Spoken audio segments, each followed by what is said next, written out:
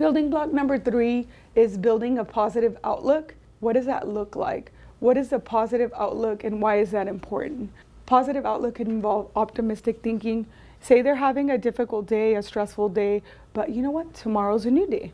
So, I know today was stressful, just like us. We may have stressful days, but tomorrow's a new day. And so kind of modeling that and telling our kids that, it gives them the opportunity to say, oh, it's not the end. It's not the worst thing. We got to keep going. Curiosity and exploration. So allowing them to be curious, especially with their emotions. Contentment. I would say that's one of my favorite words.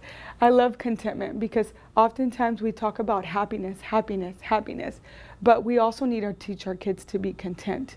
And what does that look like? What does contentment look like in your home? Contentment could mean, you know what, we have a roof over our head, we have dinner on the table, maybe we're not where we want to be, but we have everything we need. And it teaches our kids to be grateful. So I just love that word. It's like my favorite. Actually, I have it in one of my little wallets. I got a little, the little cookies you get at the Chinese place, and it's learn to be content. I'm like, I love this word, so I kept it, And so it's really important because it brings us and it grounds us and it teaches us that we can just keep pushing forward, but we have everything we need.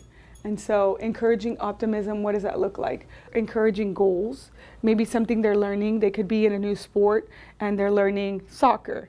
And so you learn how to dribble. You're not just gonna know how to do everything because kids get frustrated, right? They're like, I don't like it. But it's because they haven't learned the techniques and the strategies, and that takes practice. So making sure, hey, what is one of your goals? Maybe you wanna learn to dribble the ball a little bit better. And so it could be in anything. Hey, I'm struggling with math. It could be, we need to work on a couple problems. It doesn't mean you have to be the smartest in math, but you can get better because all you got to do is practice. Encourage initiative and creativity. Encourage activities where your child will experience success. So we all want to experience success. They know what that looks like, and that helps them know that they can push forward. I mean, who would want to just experience failure? It's very difficult whenever we fail at things, especially when you're a kid, because you don't really understand and you just want to do well. Show your child how they have control over other events. I love that. It kind of reminds me of what she said earlier, how taking accountability. You may not have control over everything, but you have control over how you react.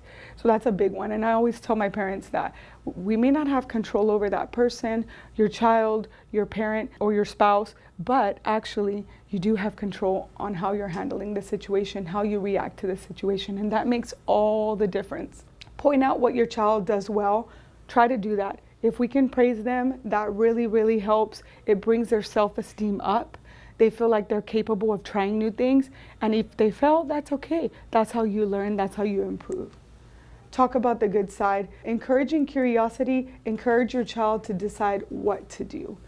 Let them explore, show their interests, especially, as they get older. What are some of the things they're interested in? Maybe they're not interested in soccer, but they're interested in learning the violin or the cello or something. So letting them, show their interest. Be available when your child wants to show you something. So this one's big because we all have our phones 24/7 and we're always on them, whether it's social media or just calls, texts, whatever that may be. When they come to you and they want to show you something, because the younger they are, even when they're older, they want to show you, look, Mom, oh, look what I did at school. You can put your phone down and you can take those 30 seconds, 1 minute to actually give them undivided attention. That goes a long way because our kids feel that they can trust us. They feel that we are their safety. And so they know that no matter what, we'll stop what we're doing when they want something or they need something. And that's really important. So I really like to bring that up because we always have our phones. It's really hard. And, we just have to stop, because usually it's 30 seconds to 1 minute that they need that attention.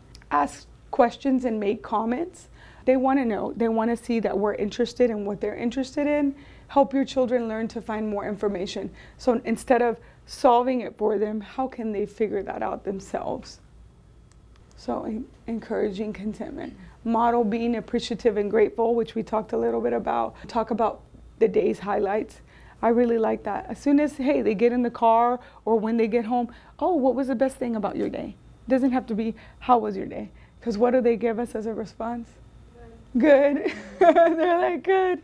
So, what was the best thing about your day? Okay, the best thing about my day was it could have been lunch. That's okay, you know, and so, all right. And that way they feel comfortable telling you and sharing things with you, discussing your other people's point of view and different things. It's okay. We all have different points of view.